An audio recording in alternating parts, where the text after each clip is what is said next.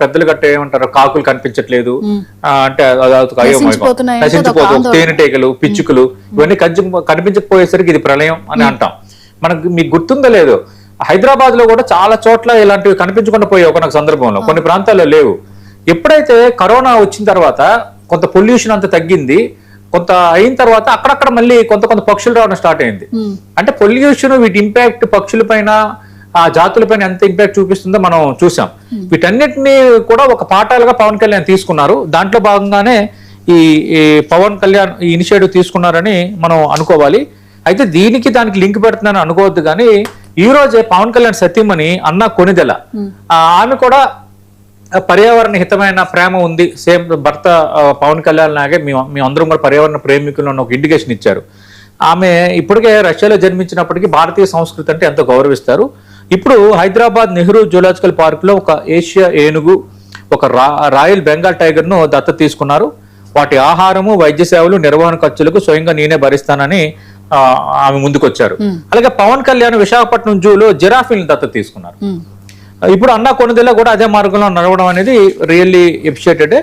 ఏదేమైనా మనం చూస్తే 1 by 1 ఒక పులి మరణాన్ని అంత సీరియస్ గా ఒక మినిస్ట్రీ తీసుకోవటం, అలాగే ఏనుగుల సమస్యను గుర్తించి కుంకి ఏనుగుల్ని తెప్పించి ఆయా ప్రాంతాల్లో పెట్టడం, అలాగే జూల్లో జంతువుల్ని దత్తత తీసుకోవటం, ఇవన్నీ కూడా మంచిదే. పర్యావరణం అనేది నిలబడాలి భవిష్యత్ తరాలకి.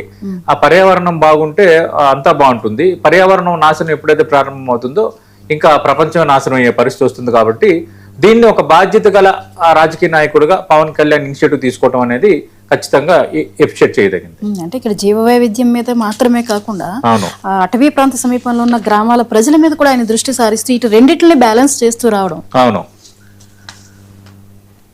సో ఓవరాల్ గా పవన్ ప్రయత్నాలు ఈ పర్యావరణ పరిరక్షణ, వైవిధ్యం కాపాడే విషయంలో ఆయన వ్యూని మీరు ఎలా ప్రస్తావిస్తారు? అంటే వ్యూ ఏమి లేదు, అంటే ఒక పొలిటీషియన్ కి ఖచ్చితంగా ఒక వ్యూ అనేది ఉండాలి. సరే, ఆయన స్వతహాగా ఆయన ఒక విలక్షణ వ్యక్తి పవన్ కళ్యాణ్.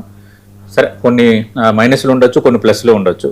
కానీ మంత్రిగా ఏం చేస్తున్నారు అనేది అత్యంత కీలకమైంది. ఇప్పుడు చాలా మంది చెప్తున్నారు, అటవీ ప్రాంతంలో అటవీ శాఖ మంత్రిగా ఉండడమే కాకుండా ఆయన అద్భుతంగా గొప్ప ఇంటర్లింక్డ్ శాఖలు తీసుకున్నారు. పంచాయతీరాజ్ ఇవన్నీ మనకి పంచాయతీరాజ్ శాఖ అంటే జనరల్ గానే కనిపిస్తుంది. మనకి మండల కేంద్రాల్లో, తర్వాత రెవెన్యూ డివిజన్ కేంద్రాల్లో పంచాయతీరాజ్ కార్యాలయం, పంచాయతీరాజ్ ఈఈ కార్యాలయం, ఏఈ కార్యాలయం అంటే ఏంటి అన్నట్టు కనిపిస్తుంది. కానీ పంచాయతీరాజ్ అనేది గ్రామాల అభివృద్ధి, గ్రామాల మౌలిక సదుపాయాలు అత్యంత కీలకమైంది. గ్రామీణ అభివృద్ధి, పంచాయతీరాజ్, అందులో ఇప్పుడు అటవీ పర్యావరణం. ఈ మధ్య కాలంలో చాలా మంది చెప్తున్నారు, పవన్ కళ్యాణ్ అటవీ మంత్రి అయిన తర్వాత ఈ అటవీ అంటే ఎప్పటికీ రోడ్డు మార్గం లేని చాలా గ్రామాలకు రోడ్లుని ఆయన బాధ్యతగా తీసుకున్నారు. మంచిదే కదా, ఒక నాయకుడు అలాగా ఆలోచించడాన్ని మనం స్వాగతించాలి.